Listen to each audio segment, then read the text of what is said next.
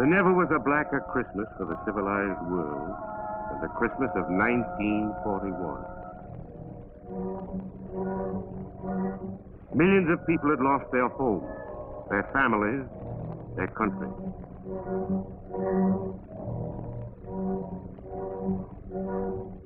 And millions more had lost their lives.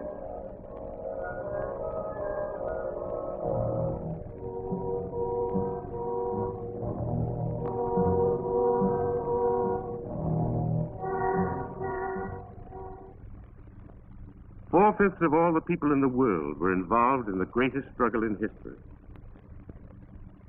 In Europe, Germany had occupied Austria, Czechoslovakia, and Poland, made satellites of Hungary, Romania, Bulgaria, and Finland, poured her troops into Norway, Denmark, the Netherlands, Belgium, Luxembourg, France, Yugoslavia, Greece, and 50,000 square miles of Russian territory.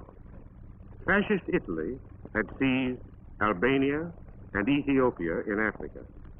And even before these nations were overrun, Japan had occupied Formosa, Korea, and part of China. French Indochina, with the consent of the Vichy regime, had become a Japanese base. In violation of her treaties, Japan had fortified the Marshall, Caroline, and the Mariana Islands.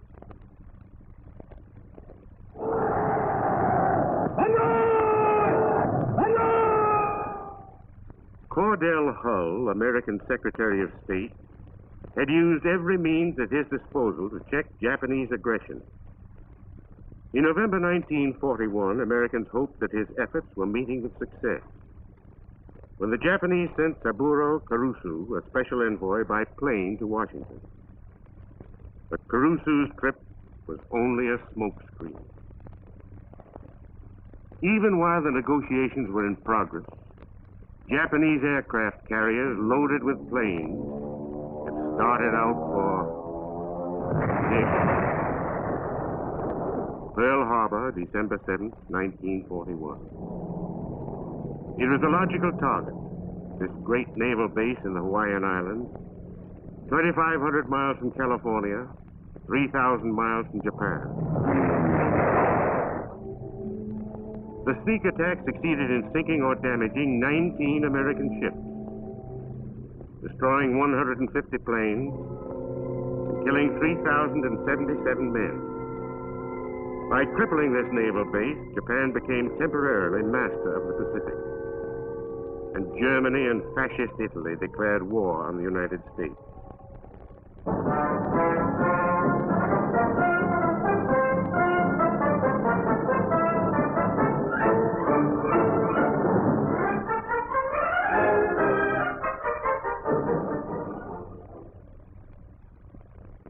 Here in the White House in Washington on the second day of January 1942, President Roosevelt and the representatives of 26 nations signed a pact of mutual aid against the aggressors.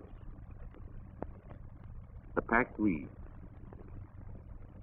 each government pledges itself to employ its full resources, military or economic, against those members of the tripartite pact and its adherents with which such government is at war.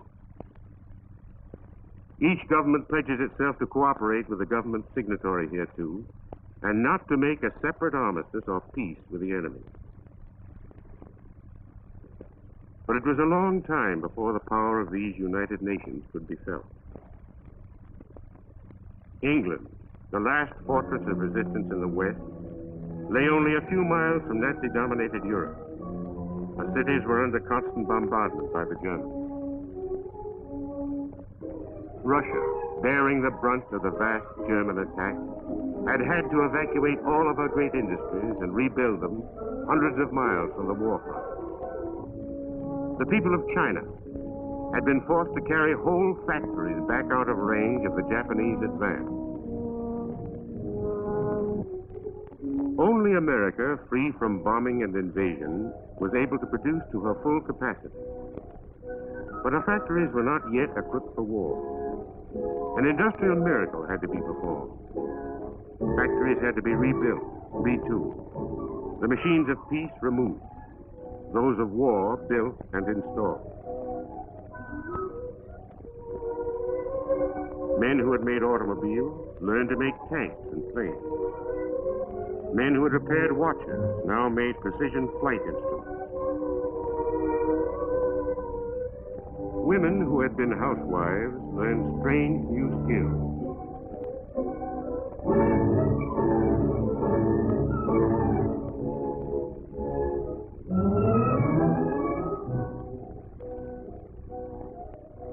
A peacetime army of 800,000 had to be built up to an army of millions. Men who had been farmers, fishermen, clerks, factory workers, bookkeepers, had to learn to fight. At first, they had to drill with wooden guns and trucks for tanks. The people of the United States, like others, had learned in a bitter lesson. They could not remain isolated from the rest of the world. They were drilling and preparing, learning to carry their share of the burden. And the armies of the United Nations were growing. The Americans, the British, and men from the great British Dominion, Russians, Chinese, Czechs, Greeks, men from India, free Norwegians who had escaped from madly dominated Europe, Yugoslav, Dutch, Javanese, Poles,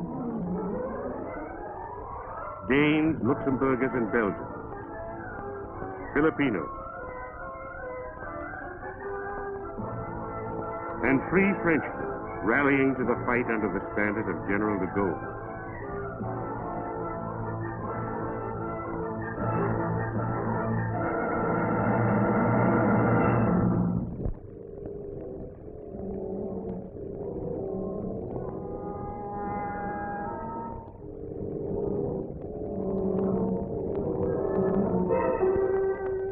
Great oceans separated the Allied powers. The shipping lanes were the lifelines of the United Nations. With the British and the American navies spread thin over the 5 oceans, the German U-boats became bolder.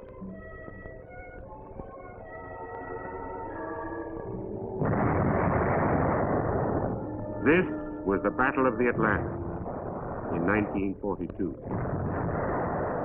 In 10 months, the Allies lost over 500 ships.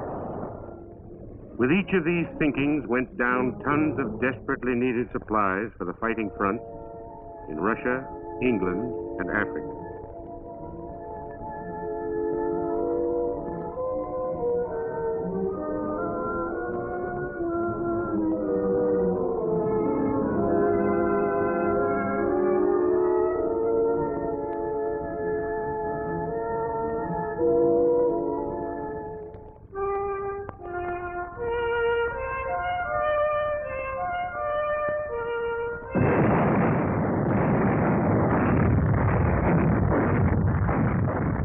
This was the Russian front in 1942.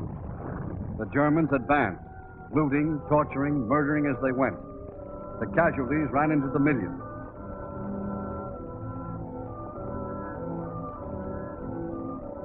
They had driven 1,000 miles deep into Russian territory, into the wheat fields of the Ukraine, the great industrial centers of the South. But Russia, with her scorched earth policy, left nothing of value behind.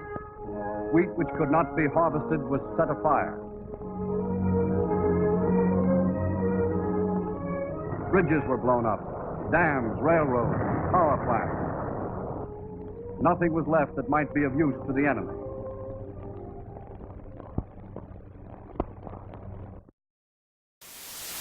If you enjoyed that, you may enjoy some of my other World War II videos. I have 3 World War II playlists, one of general videos, one with newsreel footage, and another concentrating on the efforts of women during World War II. Check out my channel for other interesting videos on a variety of topics, and subscribe because we'll be adding lots of new video, including new World War II footage.